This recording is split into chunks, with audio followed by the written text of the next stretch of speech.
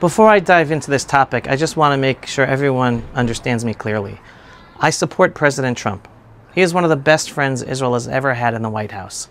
And if anyone thinks Kamala Harris would have been better, she would have been a disaster for Israel, for America, and the world. But this Gaza deal that Trump is trying to make sure takes place, it makes no sense. And we have to keep speaking out about why it makes no sense. Officially, Trump's deal gives countries like Qatar and Turkey a role in rebuilding or running Gaza. These are not neutral players. They are Muslim Brotherhood countries. They fund, support, and protect Hamas. They are ideologically committed to Israel's destruction and to spreading jihadi Islam worldwide. And Egypt? Egypt has also empowered Hamas, and as a country has been pouring in tens of thousands of troops and tanks into the Sinai desert, breaking the peace accord with Israel. According to Trump's 20-point plan, Turkey, a NATO member in name only, and a direct threat to Israel, is expected to send military forces into Gaza as part of an international stabilization force. Let that sink in. Turkish soldiers, under the command of Erdogan, who literally threatened war with Israel if we retook Gaza, are supposed to help stabilize Gaza so that Israel is safe? That's not a peace plan. That's a suicide pact with certainty of setting up the next war in Gaza. Thank God Netanyahu reportedly sees this as a red line. According to Israeli journalist Ariel Kahana, Netanyahu has made it clear that he is strongly opposed to Turkish troops entering Gaza. And VP Vance in his trip to Israel said Israel can veto anyone it wants to not be able to go into Gaza. Netanyahu also is pushing back against Turkish companies getting lucrative reconstruction contracts in Gaza. Again, Erdogan wants a foothold in Gaza, and he wants to use Qatari money and Hamas as his proxies.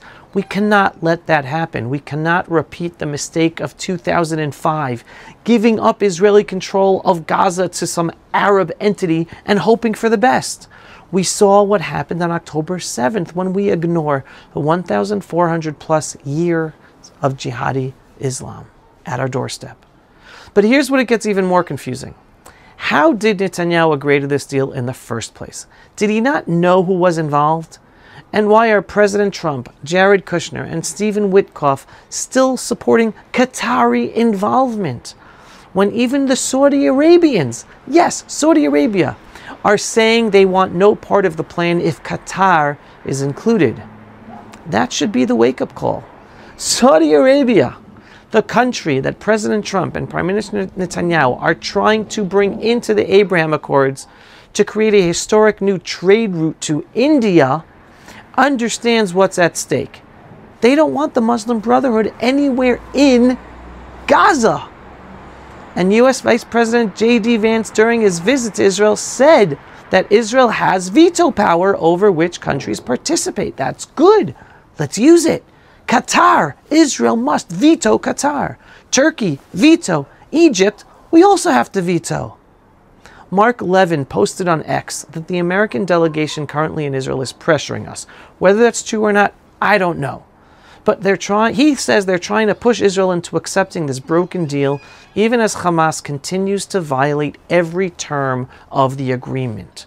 Meanwhile, Qatar's emir is accusing Israel of war crimes and calling for our destruction. At the same time, Qatar is supposed to be helping disarm Hamas in Gaza? This isn't diplomacy. This is delusion. And thank you to Mark Levin for saying what too many are afraid to say. And I'm quoting him right now. Hamas must be destroyed and only Israel has the guts to do it. That's it. That's the truth. No other international Arab Muslim force can do it, or even want to do it, even if they're there. We cannot manage Hamas anymore. We cannot contain it. We must eliminate it. And we certainly can't let its backers in Qatar and Turkey rebuild Gaza in their image and more Muslim Brotherhood while we pretend that peace is on the horizon. Let's be honest about what's going on here. All right? President Trump and Prime Minister Netanyahu both want quiet right now in Gaza.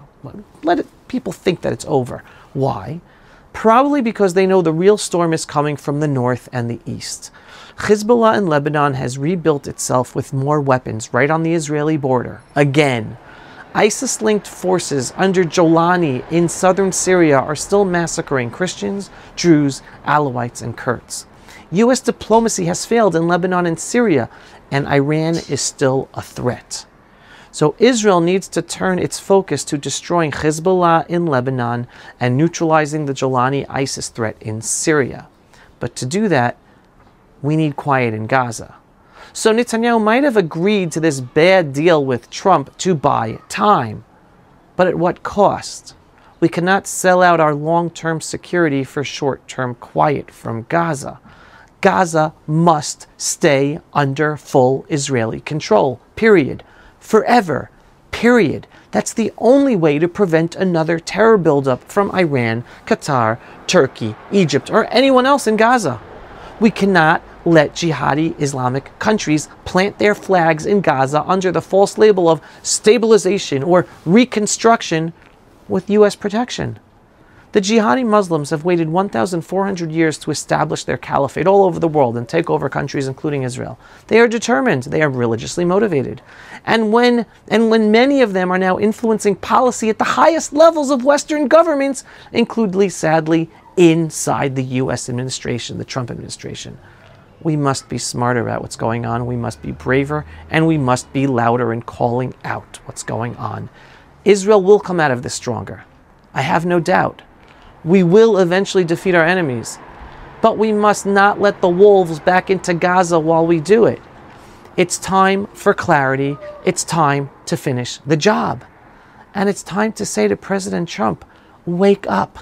Qatar is an enemy that is working to also destroy America, as documented in the Muslim Brotherhood documents unveiled during the first Twin Towers bombing trial records. Regarding Gaza, no to Qatar, no to Turkey, no to Egypt, no to any other foreign force. Yes to full Israeli sovereignty everywhere we liberate, including Gaza, together with implementing Trump's immigration plan to protect Israel and the minorities also threatened by the jihadi Muslims. That is the only way forward to ensure safety in this Muslim jihadist Middle East. I want people to understand, we have to be thankful for Trump and what he's doing. And yes, he is very strong, and he is a builder and developing relationships based on transactionalism, not based on values or force. That's what he's trying to do, build this new Middle East together with Prime Minister Netanyahu. But Trump is only going to be president for another 2+ years. Then he's going to be gone. Will the following U.S. administration follow his ways, follow his change diplomacy that basically is the first time it's ever been changed in all of modern American history? We're dealing with an enemy that's been waiting 1,400 years to take over the world. They will wait out President Trump. I'm thankful for what Trump is doing, but I'm calling out to the short-sightedness of the policy that still empowers a jihadi Muslim world to just wait it out to the post-Trump era. We in Israel, we do not have that luxury. It's our lives on the line. We have to stand and do what's necessary to protect ourselves so that our children and grandchildren are protected. We cannot allow this jihadi Muslim alliance keep on building up within us with U.S. protection because of transactional agreements with President Trump. So we say thank you to President Trump for what he's doing. Thank you for the big vision he's working on with Prime Minister Netanyahu. But we also must call out the truth. Qatar is an enemy. Turkey is an enemy. Egypt breaking the peace accord with Israel in Sinai is an enemy. The only way Israel has a way of protecting itself and deterring our jihadi Muslim enemies is by taking back our lands, applying sovereignty in our lands, making sure that anyone who supports Islamic jihad against us kafirs, Jews, Christians, Kurds, Alawites, do not live near any of us to threaten us, persecute us, and kill us. That's the only way forward. Whether it's going to happen during Prime Minister Netanyahu's reign and Trump's presidency, don't know. But we must internalize these important facts. Israel must remain in Gaza forever. Israel must have sovereignty in Gaza, sovereignty in Judea and Samaria, liberate and apply sovereignty in the lands of Dan and Naphtali in southern Lebanon and Menashe in southern Syria.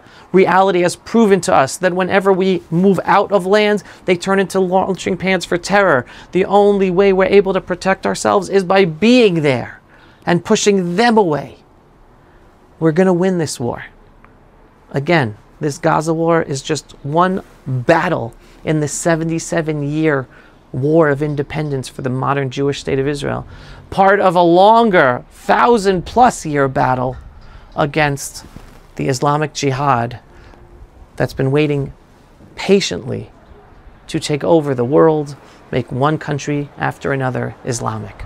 We're going to win this war. We are the front line of the freedom-loving world. We say thank you to President Trump and his administration for what they're trying to do, and we stand up and say the truth, what must be heard by everybody to ensure people understand what the long game is and what we must achieve at the end of the day. Am Yisrael Chai. We are winning this war, and we will win this war. Support the Jewish people and the Jewish state of Israel. We are the front line against the global Islamic jihad agenda to take over the world. Spread this information far and wide. If you are not yet a subscriber to our daily, belief-based, inspiring, politically incorrect, truthful videos about Israel, the Jewish people, and the freedom-loving world, what are you waiting for? Go to pulsevisual.com and click to subscribe today. And yes, we are a donor-based operation. We need your donations for support in order to make these videos and get our videos seen and do all the work we do. So every once in a while, whether a large donation or a small donation, just go to pulsevisual.com and click on the donate button. Shalom, everyone, and thanks for watching. Pulse of Israel, frontline videos from the Holy Land. Support our work by donating today.